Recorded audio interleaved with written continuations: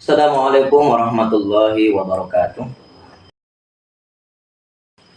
Alhamdulillahi rabbil alamin. Wassalatu wassalamu ala sayyidina Muhammadin sayyidil anbiya wal mursalin wa ala alihi wa sahbihi rasulillahi ajma'in. Amma ba'd. Pertama sekali, marilah kita bersyukur kepada Allah Subhanahu wa taala karena atas izin dan ridhonya sampai saat ini kita masih dapat melaksanakan aktivitas dan rutinitas kita.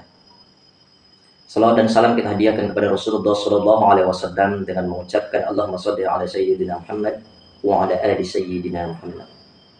Kiranya berkenan Rasulullah Sallallahu Alaihi Wasallam melimpahkan syafaatnya kepada kita semuanya, baik di dunia ini maupun di akhirat kelak. Amin. Allahumma amin. Pada video sebelumnya kita telah membahas tentang taubat. Bahwasannya Allah Subhanahu wa taala itu sangat cinta kepada orang-orang yang bertaubat. Dan Allah juga cinta kepada orang-orang yang mensucikan jiwanya. Lantas terlintas di dalam benak kita, apa itu taubat? Jika ditilik dari sisi bahasa, berasal dari kata taba, yatubu taubatan, yang artinya adalah kembali. Makanya orang yang mengelilingi Ka'bah dari satu titik dan kembali kepada titik awalnya itu disebut dengan istilah tawaf. Nah, kemudian terlintas kembali di dalam pikiran kita, mulai kapan kita harus bertaubat kepada Allah Subhanahu wa taala? Jawabannya adalah sesegera mungkin. Ada 4 perkara yang tidak boleh ditunda-tunda dan harus disegerakan. Yang pertama yaitu menyegerakan jenazah. Ini tidak boleh ditunda-tunda.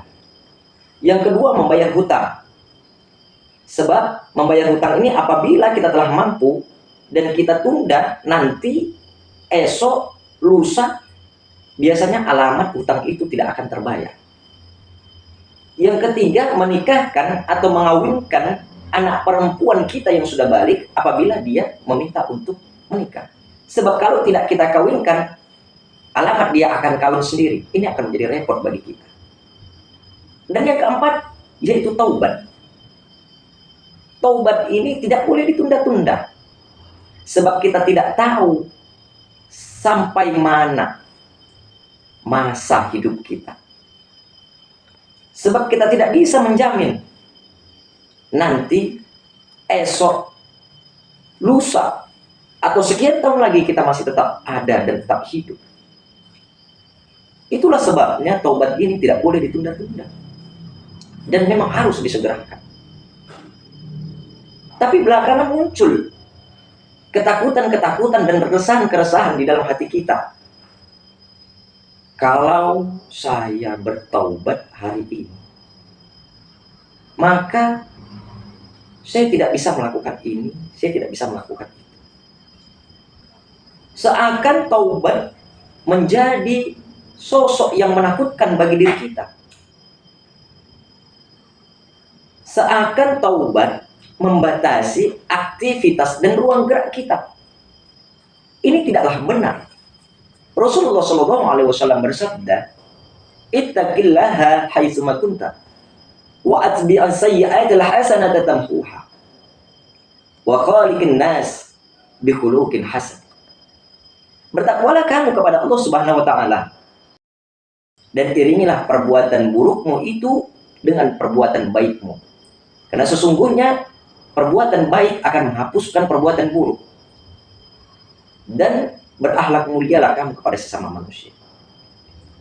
Artinya apa? Kalau saat ini kita masih gemar, masih sering melakukan maksiat, masih sering melakukan dosa, tidak ada salahnya ketika waktunya sholat, kita sholat. Ketika waktunya ibadah, kita ibadah. Boleh jadi sholat dan ibadah yang kita lakukan atau kebaikan-kebaikan yang kita lakukan ini, itulah nanti yang dapat menghapuskan keburukan-keburukan kita. Dan boleh jadi maksiat tetap berjalan, Dosa masih tetap sering kita lakukan. Tapi karena kita sering juga melakukan ibadah kepada Allah Subhanahu wa Ta'ala, itu menjadi perantara turunnya hidayah, sehingga kita malu untuk melakukan keburukan-keburukan, maksiat dan dosa-dosa yang kita lakukan. Mulai saat ini, marilah kita beriktikad di dalam diri kita untuk tidak lagi menunda-nunda waktu untuk bertobat dan menunda-nunda waktu untuk berbuat baik. Tebarkan kebaikan kepada siapapun, dimanapun, khususnya kepada diri kita sendiri. Semoga ada manfaatnya. Billahi taufiq wal hidayah. Assalamualaikum warahmatullahi wabarakatuh.